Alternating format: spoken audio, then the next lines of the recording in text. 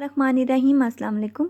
आज की वीडियो में हम डेली यूज़ सेंटेंसेस इन स्पोकन इंग्लिश, आम बोलचाल के जो हम सेंटेंसेस यानी जुमले इंग्लिश लैंग्वेज में इस्तेमाल करते हैं, लैंग्वेज ज़ुबान को कहते हैं।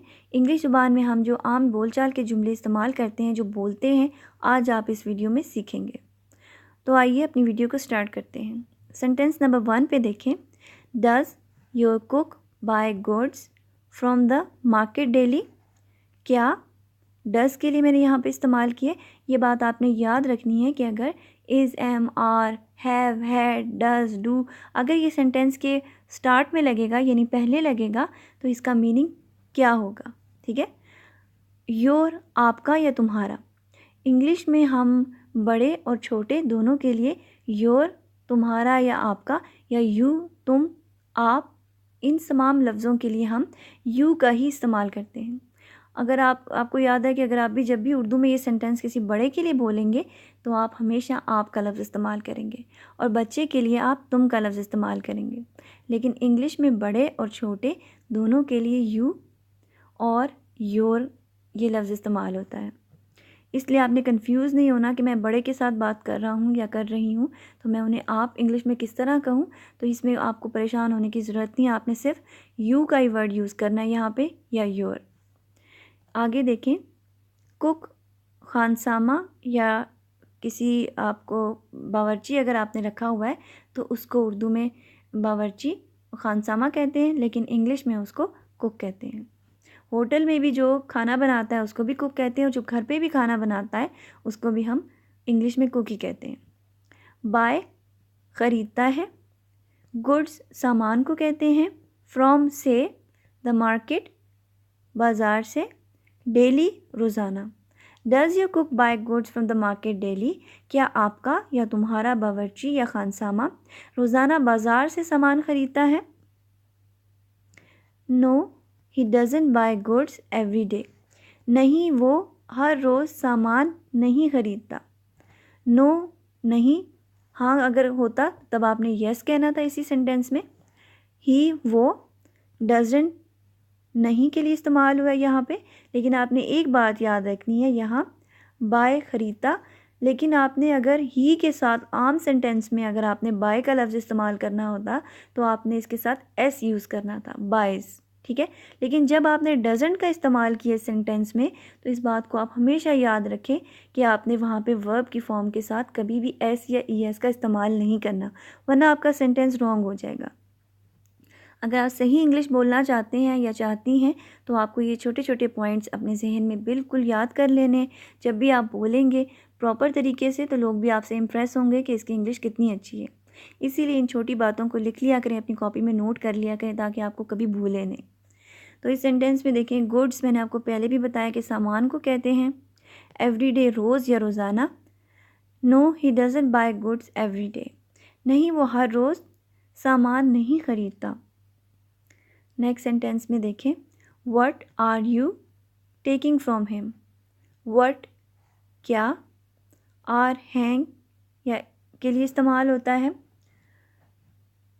और यहाँ पे हम हो के लिए इस्तेमाल कर रहे हैं। ठीक है। सेंटेंस में देखें, तुम इससे क्या ले रहे हो। ठीक है। तो यहाँ पे आर हो का मतलब दे रहा है। यू तुम, टेकिंग ले रहे, फ्रॉम से, हिम उस। ठीक है। What are you taking from him, तुम उससे क्या ले रहे हो। I am getting a good book from him या हर। मैं उससे एक अच्छी किताब ले रहा हूँ या ले रही हूँ। सेंटेंस आप देखें एक ही है।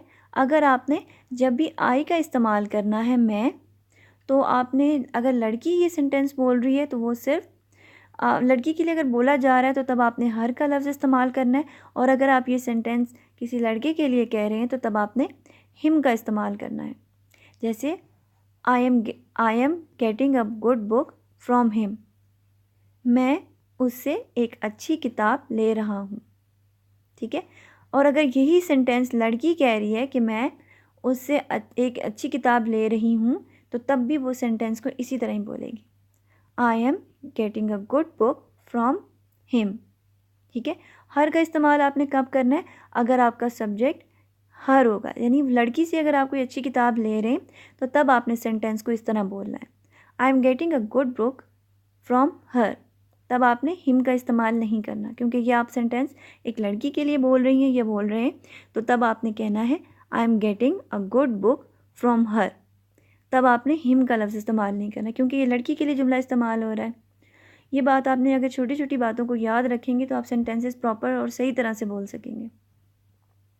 आई am getting a good book from him या हर, ये मैंने बीच में जो स्लैश का निशान डाला है इसका मतलब है कि ये लड़की के लिए अगर जुमला बोलना होगा तो आपने फ्रॉम के बाद हर का लफ्ज़ इस्तेमाल करना है, और अगर आपने किसी लड़के के बारे में कहना है तो तब आपने फ्रॉम के बाद हिम का लफ्ज़ इस्तेमाल करना है।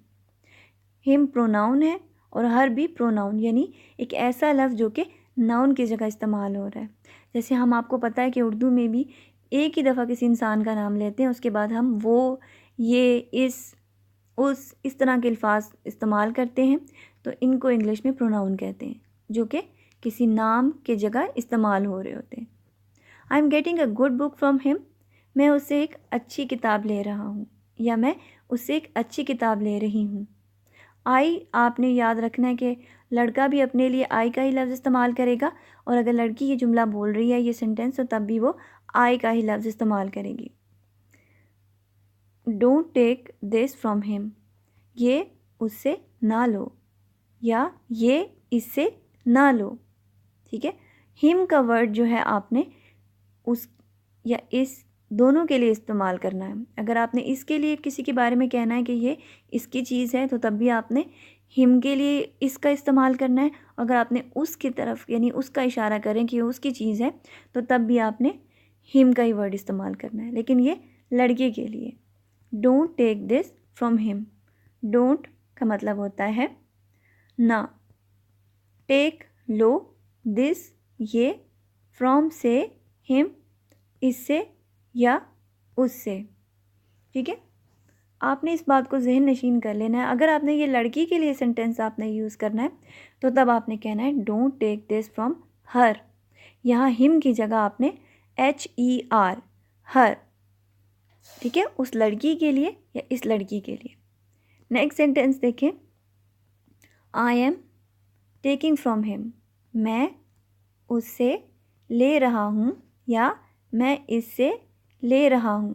इसी तरह अगर ये लड़की सेंटेंस बोलेगी तो वो इस तरह बोलेगी, मैं उससे ले रही हूँ या मैं इससे ले रही हूँ।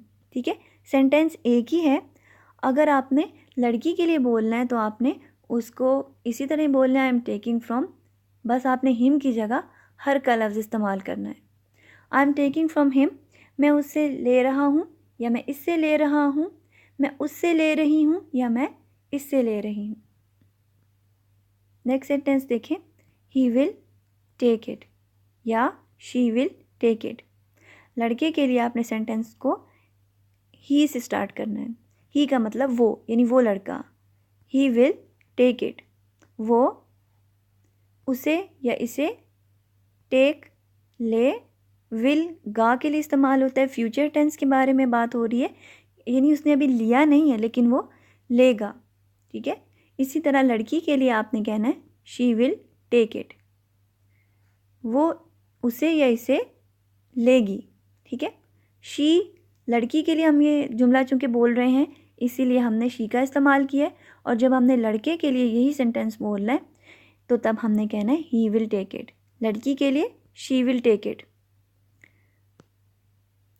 टेक इट, ले लो, किसी को कोई चीज़ दे रहे हैं तो आप कहेंगे टेक इट, ले लो। टेकन, ले लिया। आई हैव टेकन, मैंने ले लिया।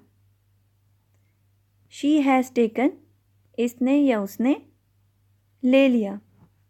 ही हैज़ टेकन, उसने या इसने ले लिया। आई हैव टेकन, मैंने ले लिया। शी हैज़ टेकन, इसने या उसने ले लिया। ही हैज़ टेकन, उसने या इसने ले लिया। आई विल टेक, मैं लूँगा या मैं लूँगी। ठीक है। कोई लड़की अगर ये जुमला बोल रही है तो वो उर्दू में तो इस तरह कहेगी कि मैं लूँगी, लेकिन इंग्लिश में वो भी कहेगी आई विल टेक। और लड़का अगर अपने लिए कह रहा है कि मैं लूँगा, तो तब भी वो सेंटेंस को इसी तरह बोलेगा, आई विल टेक। इसलिए आपने कंफ्यूज नहीं होना। आई लड़की और लड़के दोनों के लिए, मैं के लिए इंग्लिश में आई का ही वर्ड यूज़ होता है। आई विल टेक दिस, मैं इसे लूँगा। आई विल टेक दैट, मैं उसे लूँगा। ठीक है, करीब की कोई चीज़ है तो तब आपने इसका इस्तेमाल करना है, जिसको इंग्लिश में कहते हैं दिस, और दैट उसे या उसको। आई विल टेक दिस, मैं इसे लूँगा। आई विल टेक दैट, मैं उसे लूँगा। ही विल टेक, वो लेगा। ठीक है, अगर आपने जैसे कोई सेंटेंस बोलना है कि आप कोई चीज़ दे रहे हैं कि भाई ये उसने लेनी है, तो आप जैसे उर्दू में कहते हैं हाँ वो लेगा, तो इंग्लिश में आपने सेंटेंस को इस तरह बोलना है, ही विल टेक, वो लेगा। और अगर लड़की के लिए आपने सेंटेंस यही बोलना है कि वो लेगी, तो आप कहेंगे शी विल टेक। टेक का मतलब होता है लेना। शी विल टेक, वो लेगी। ही विल टेक, वो लेगा। ही विल टेक इट, वो इसे लेगा। शी विल टेक इट, वो इसे लेगी। ही विल टेक इट, वो इसे लेगा। शी विल टेक इट, वो इसे लेगी। याद रखना आपने, मैंने पहले वाले सेंटेंस में इट का यूज़ नहीं किया। सिंपल मैंने बताया कि अगर आपने कहना है कि वो लेगा, तो तब आपने ही विल टेक, आपने सेंटेंस में इस तरह बोलना है। और अगर आपने किसी चीज़ के बारे में कहना है कि ये चीज़ वो ले लेगा, तो तब आपने सेंटेंस को इस तरह बोलना है, ही विल टेक इट। उम्मीद करती हूँ कि आज भी आपने बहुत सारे सेंटेंसेस सीखे होंगे। अपना ढेर सारा ख्याल रखिएगा और इसी तरह इंग्लिश पढ़ते रहें। अल्लाह हाफ़िज़।